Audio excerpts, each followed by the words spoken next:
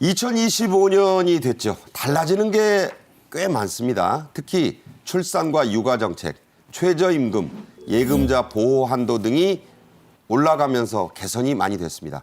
관련 내용을 핵심만 모아 간추려 드리겠습니다. 먼저 영상 보겠습니다. 1월 1일 0시 0분 아들 건강하게 잘 키워왔습니다. 축하드립니다.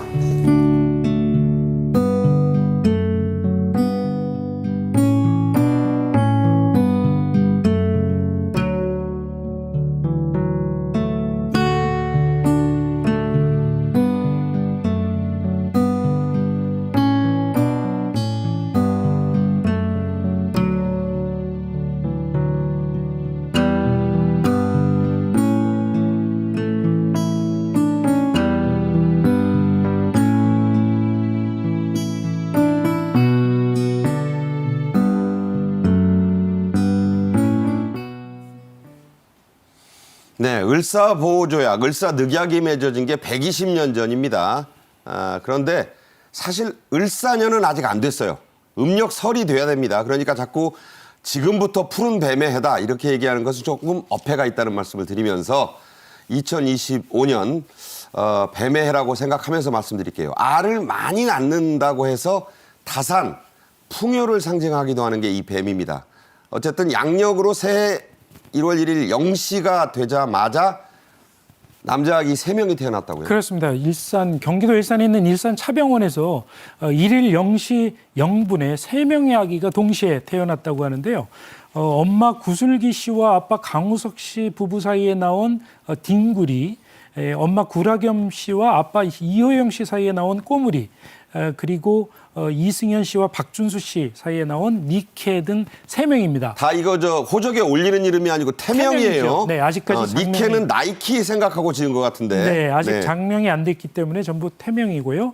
그리고 3명 모두 자연분만으로 태어났다고 합니다. 일산차병원이 이 새해 첫둥이가 태어난 게 2021년에도 있었고 2023년에도 있었고 이번까지 해서 벌써 3번째라고 합니다. 네, 요새는 아이 낳으면 칭찬하고 여러 군데서 이 잘했다 소리 듣습니다. 그래서 말씀드립니다. 올해 처음으로 이 부모가 된 분들 어떤 소감을 밝혔다고 하죠? 네, 아프지 말고 건강하게, 바르게, 건실하게 잘 키우겠다. 또 난임 부부도 있었습니다. 그러니까 얼마나 축복입니까? 결혼 10년 차에 첫 아이를 낳았다라고 합니다. 그리고 이 아이를 받은 그 산부인과 의사는 태어나는 모든 아기들을 통해서 새 희망이 전해지기를 바란다라는 그런 그 말을 남겼습니다. 네, 어찌 저 새 아이뿐이겠습니까? 태어나는 모든 생명 소중하고요. 인구 절벽에 맞닥뜨린 우리나라로서는 하나하나가 소중한 아이들이죠. 출산을 한 가구들은 올해부터 혜택을 좀 많이 받고 정부의 지원도 늘어납니다. 자, 소개해 주시죠. 네, 그 첫만남 이용권이라는 출산 지원금이 있는데요. 2년 동안 정부로부터 지원을 받은 돈을 병원이나 약국 또는 식당이나 마트 등에서 사용할 수 있는 바우처입니다. 네. 그런데 이 첫째 아이를 낳으면 200만 원을 지원을 해주고요. 둘째 아이부터는 300만 원을 지원을 해줘서 아이를 2명을 낳으면 총 500만 원을 지원을 받을 수 있는 셈이 되겠고요. 그리고 산후조리 도우미를 최대 4명까지 집으로 보내줘서 지원을 하도록 이렇게 돼 있고요. 그러니까 출장이네요. 왕진 비슷하게. 그렇습니다. 또 건강관리사라고 있는데 이 건강관리사가 또 최대 4명까지 아이 4명까지 집으로 보내서 신생아와 임산부의 건강을 돌봐주는 이런 서비스도 진행이 될 예정인데 종전에 25일까지 지원을 해줬는데 40일까지로 늘려서 보살피겠다고 이렇게 정부가 밝혔습니다. 네. 우리나라가 뭐든지 시자 들어간 거 위주로 많이 해왔잖아요. 그런데 이것도 좀 바꾼다고 합니다. 산후도우미 지원금. 원래는 시어머니가만 받게 돼 있었습니다. 이게 좀 웃기는 게 친정어머니들이 많이 수발하잖아요. 실제로. 그래서 법도 거기에 따라간다고 합니다. 이제는 친정엄마도, 시어머니도 받습니다만 친정엄마도 받을 수 있게 됐다고요. 이게 진작 바뀌어야 되는 게 이제 바뀐 거죠, 사실은. 네. 근데 이 형제 자매나 친정 엄마도 이제 받으려면 건강관리사 자격증이 이제 필요하고요. 만약에 출산을 하게 되면 건강관리사를 정부가 보내서 산모의 산후조리를 도울 수도 있다라고 합니다. 그러니까 다양한 형태의 건강 관리 그리고 산후조리 지원 사업을 지금 펼치고 있다라고 볼 수가 있고요. 그다음에 산후도우미 지원금 개정안이 2025년 1월 1일부터 이제 시행이 되는데요. 시행 중입니다. 네, 산모가 28만 6천 원을 내면은 도우미가 106만 8천 원을 받을 수 있는 그런 구도로 되어 있다고 합니다. 그러니까 정부 차원에서 아이를 낳으면 어떻게 해서든지 지원을 할 수 있도록 이렇게 이제 체제를 점차 이렇게 개선하고 정비하는 과정이라고 보시면 될 것 같습니다. 예전에는 뭐 집에서 낳는 거, 그건 뭐 아주 옛날 얘기가 되겠습니다만, 그 다음에는 이제 병원에서 바로 집으로 갔죠. 그렇지만 요즘은 거의 대부분의 산모들이 산후조리원을 갑니다. 그래서 정부는 이 산후조리원에 대한 관리 또 지원도 강화를 했죠. 네, 정부는 산후조리원 서비스의 질과 접근성을 강화하는 차원에서 산후조리원의 안전위생, 그 서비스 평가를 의무화하고 인증 마크를 부여하는 것으로. 그다음에 지자체 2곳이 공동 산후조리원을 설립하게 되면은 지방소멸 대응 기금을 활용할 수 있도록. 그러니까는 좀 더 이제 그 정책이 이렇게 뭐랄까 유연성이 강화되는 네. 거죠, 현실성하고. 네.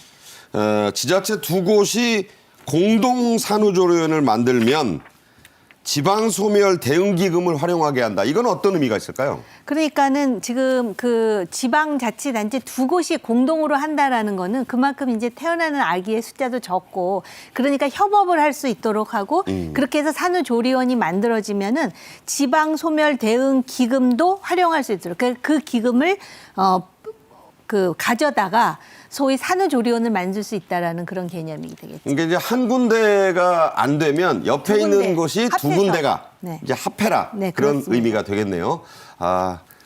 아프리카 속담에 아이 하나를 키우는데 온 마을이 들어간다는 말이 있잖아요. 이제는 온 나라가 아이 하나를 키우는데 힘을 쏟아야 될 그런 시점이 이미 와 있습니다. 정부가 강조해온 저출생 정책의 키워드, 일과 가정의 양립이죠. 관련해서 영상 하나 보겠습니다. 집중! 깜짝이야! 뭔 일 없어? 우리 엄마 뱃속에 동생이 생겼어.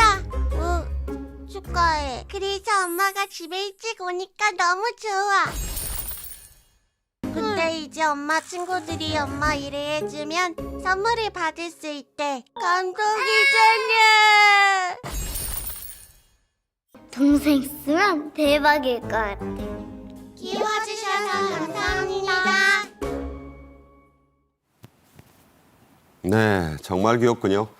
올해 저출생 정책들이 다방면으로 강화되는데요. 어떤 것들이 가장 효과적이다. 이렇게 좀 우리가 좀 정리를 해드려야 될 것 같은데 어떻습니까? 네, 일단 좀 몇 가지 좀 소개를 드리면은요. 2월 23일부터 부모가 각각 육아휴직을 받을 수가 있는데 3개월 이상 육아휴직을 받을 경우에 최장 1년 6개월까지 육아휴직을 늘려서 확대를 해서 받을 수 있도록 이렇게 1년 됩니다. 반. 1년 6개월 동안요. 그리고 예를 들어서 아내가 출산을 하면 이제 배우자 출산 휴가를 갈 수 있는데 남편도 네. 지금은 이제 10일인데 이게 20일로 확대가 되고요. 그러면 이게 평일 기준이니까 주말까지 합치면은 한 달 정도의 휴가를 갈 수 있게 되겠죠. 그렇군요. 그리고 난임 치료를 위해서 휴가를 또 받을 수 있는데 지금은 3일 받을 수 있는데 이게 6일로 늘어나고요. 네. 그다음에 자녀가 어리면 근로시간을 단축을 받을 수가 있습니다. 그런데 그 대상도 그렇습니다. 지금은 이제 8세 이하의 어린이를 키우는 부모만 해당이 되는데 이게 초등학교 6학년까지 4년을 연장해 주네요. 4년이 연장이 됩니다. 이 한 가지 정책들을 보면 사실은 이 직장을 다니는 맞벌이 입장에서 아이를 키우는 입장에서는 하나하나 다 중요한 정책들입니다. 굉장히 소중하죠, 저게. 그렇죠. 조금 전에 말씀하셨다시피 어린아이 한 명 한 명이 우리한테 굉장히 소중한 존재 아니겠습니까? 뭐 전 세계적으로 지금 출산율이 낮아져서 인구 위기라고 이렇게 얘기를 하고 있는 상황이기 때문에 직장에 다니는 맞벌이 부부들이 안심하고 아이들을 맡기고 직장에 다닐 수 있도록 이런 정책을 펴는 게 앞으로도 지속적으로 우리가 신경을 써야 될 부분이 아닌가 이렇게 생각이 됩니다.